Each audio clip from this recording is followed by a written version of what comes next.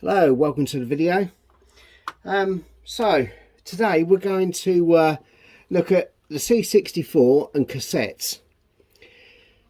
Now what you can see here is a rather battered copy of Combat School that's loaded on the junker, and I've got a few cassette decks. This particular game loaded in 103 on the cassette deck count, and yeah, it didn't work on the one underneath it here. So it occurs to me that although not many people use tapes, some people like collecting them. Steve's collecting the whole Hit Squad collection from 8-Bit Retro Refix. And, you know, some people like using the original media, whether it be tapes or discs or whatever. But after they sat around for God knows how many years, they sometimes tend not to work. So in this video, I'd just like to have a look at one of these tape decks and show you how to set it up with an oscilloscope. Now, I understand that could be like a sledgehammer cracking a nut, but when you've got a cassette, you can't just record on it and play it back and think that's okay, because it'll be biased to whatever your head is set at that point. So if I just pull this tape deck out, there we go. Now this particular one, it's a regular Commodore tape deck, complete with dust. Hasn't been used in, well, 10 years plus, I should think. So what you can do is you can pop the lid. If you push the sides in just gently, you can take the entire lid off. Now inside here, this could be a little bit difficult to see here, we've got a few different things. So we've got an erase head here, we've got a tension release here. Once there's enough tension on this, it will automatically stop the tape. So as the tape's pulled tight across it, this moves backwards like so, and tells the button to stop. Here you've got your read and write head. This is the important one. And here you've got a pinch roller and capstan. And what it does is it keeps the tape nice and taut across it. And underneath your idler, you've usually got like a felt pad or some shit like that just gives you a little bit of friction, just so that the tape doesn't suddenly run forward and bunch up, which can still happen. So I tried loading this game on this tape deck, and it just fucked all the way off. So that weren't happening. So what we're going to do is we're going to try and set this up with a scope, and maybe learn a little bit about how the tapes will work in the first place. So to do that, I'm going to use a little circuit board, and all it does is it breaks out the pins to actual pin headers, and that's all we're going to do. We're going to wedge this in between the tape deck and the C64 just so we can hook it up to the scope. So yeah, let's get into it. Right, so here we are back, and well, it took all of a nanosecond to realise after I stopped the video that these tape decks are not the same as other old tape decks for older retro machines. And what I mean by that is these have got op-amp comparators in it, which means the output is always going to be of the same amplitude. So your op-amp, it takes whatever wave it's given and it threatens it down to a binary on or off at a given amplitude. So you can fucking turn that Azimuth nut into oblivion and it's going to stay the same. So to see that, you can see it on the scope there in the corner. If I just play, let's have a look. Let's just turn this on, fast forward into the tape a bit. There we go.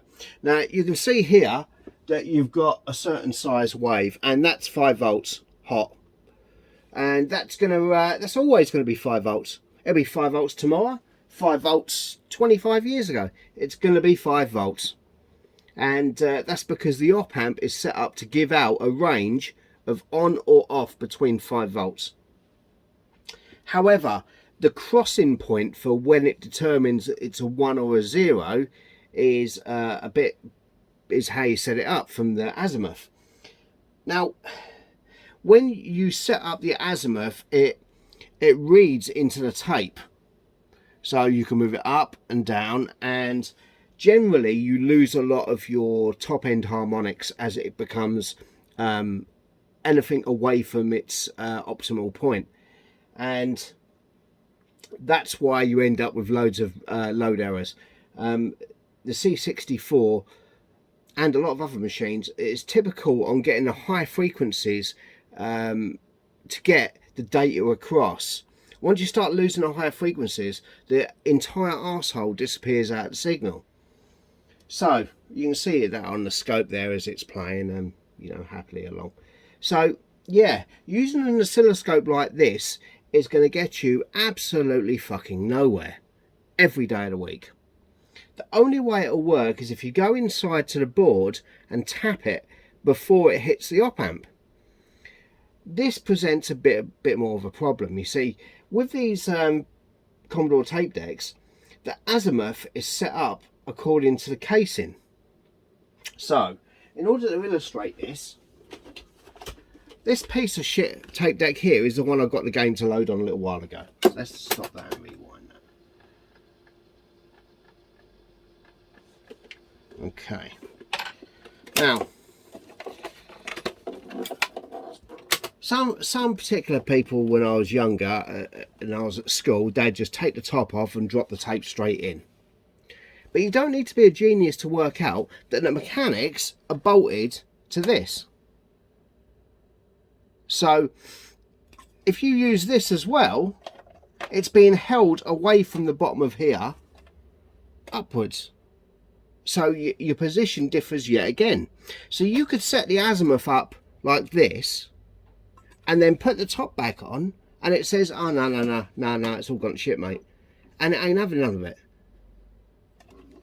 So what I'm trying to get to is, you take the 4 screws out the bottom, you tap a part of the board, you can set up the Azimuth perfectly, but you're going to have to screw the mechanics to the top case while you're doing it. And then when you unscrew them and put the bottom case back on, if anything moves, you're out, by X amount. Probably wouldn't matter, but it'd still be better than anything else you could set up with. The other option is, of course, to bring the ports you need out to the side, or to bring them out of the circuit board to be able to test it from outside. That would work, and the scope would work well, and it would set up really well. But what a fucking ball ache. So here we're back to the tape deck that didn't work earlier. And what we're going to do is we're going to stick in the Kung Fu Flash. I'm going to turn this on. Boom. This is from CSDB. It's an Azimuth program, and what this does is it measures the waves coming in, not for amplitude but for frequency and what it's supposed to be, because as it's decoded, it's compared to a byte. So let's do this. Let's press F3 for turbo cassette and press play. So as we can see now, adjust the screw, put the screwdriver in the hole, adjust the head until the bars become straight. Right, well, there you go. Any second now you'll start to see the leader appear on there, which will just be a square wave. One thing I do notice is that it was doing this, so I think that's not bad. That's really not bad. You can see that shimmering now. I think the belts need changing in this anyway. And there's the data. There'll be another leader now. Right, okay. So let's just go back on this. And we're going to adjust this. Oh, that's worse. That's worse. Right, there we go. There's the data. Leader, data. So, there we go. Look at all that shit. Let's see what we got here. There we go. Now, as I twist that,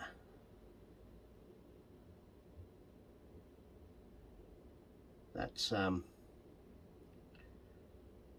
going everywhere.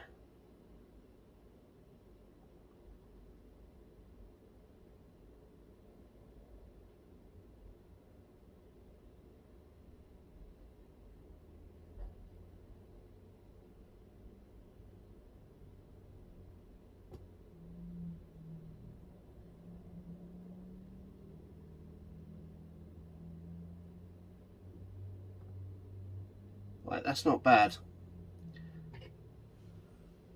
Okay. Well, let's see if that's actually done anything. Oh, bollocks. Take that out. This could be well out now.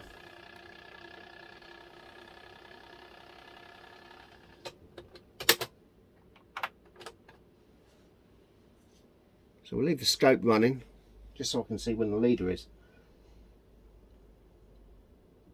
Back in the day when I was a kid, I could tell you which loader type it was just by hearing the tone. Tape to tape, anyone? There we go, here's the leader.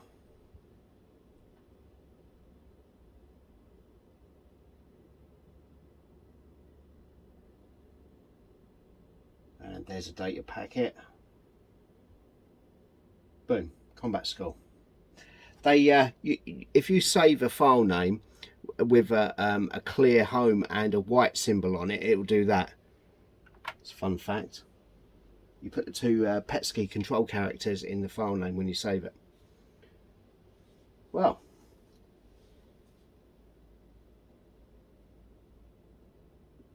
hello.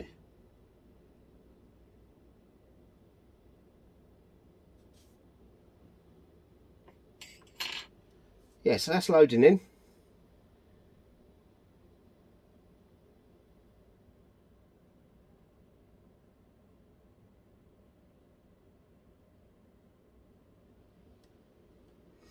Yeah, that's just bollocks. That's just froze. And not only is it froze, it's actually stopped the tape.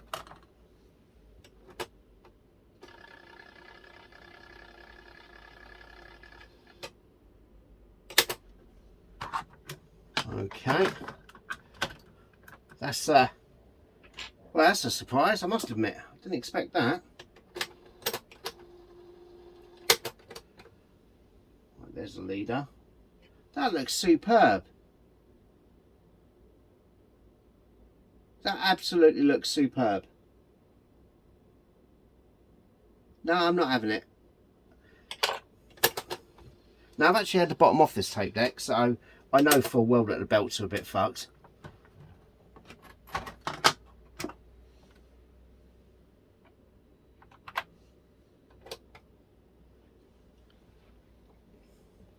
I think all the Americans had it right and went straight to disk drives. Of course, some of the fast loaders, especially the final cartridge, Jesus, that could dump it to tape at lightning speed.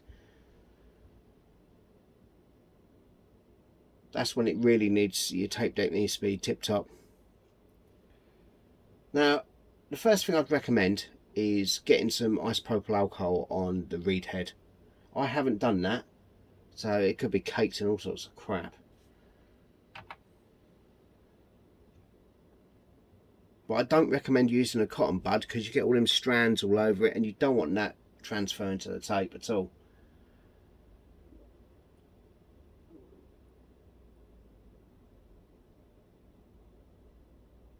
Now hopefully this time it's going to work.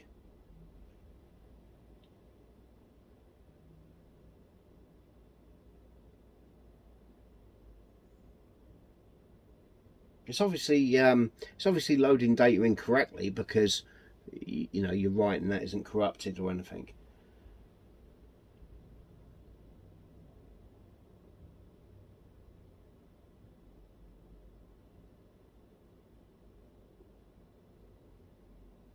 I think those load it things used to be good. If you ever remember those, you used to get a bar graph and a little tiny circuit board. You cut a little hole in the front, whop them in, and that taps into where the op amp is.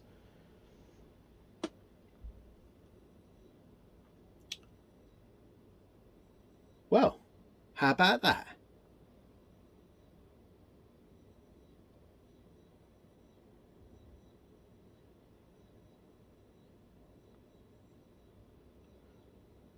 Well, something's happening. Lovely jubbly. Doesn't mean to say the bloody game will work, but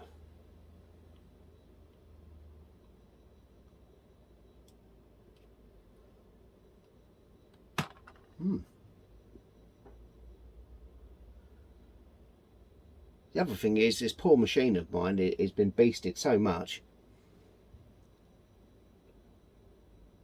I'm sure it's not too clever.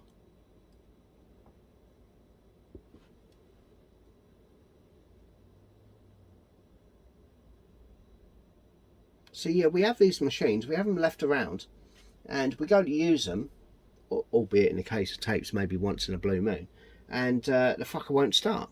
Or you start getting load errors and it just pisses you off and reminds you how bad tapes were back in the day. But the reality was, I used tapes all the time when I had my 128 when I was a kid, and I rarely had load errors with them. Rarely. I mean, I had a bit of a mishap with Pitfall 2, but that's only because I pressed record briefly, and that probably fucked it. Saying that, once I got a disk drive, I didn't really have any grief.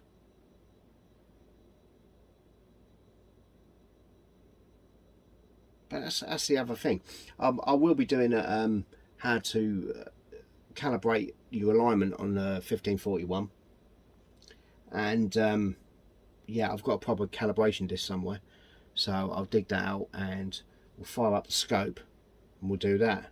That I didn't like. That just flickered its tits off there for some reason. Still, you never know. What that pop was. Yes, I'm gonna be doing a 1541 video.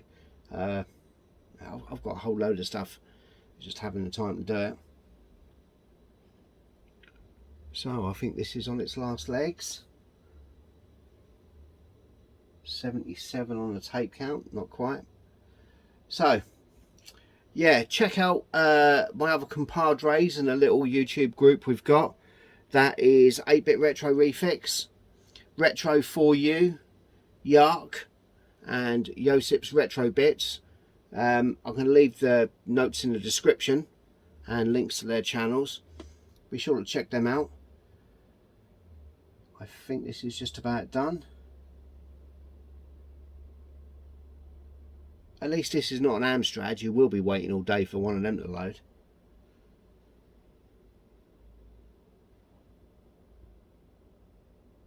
Okay.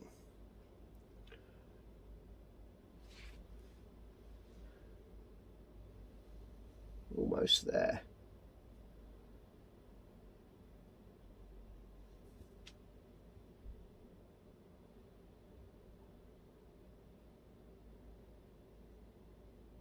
This is making for some absolutely riveting video.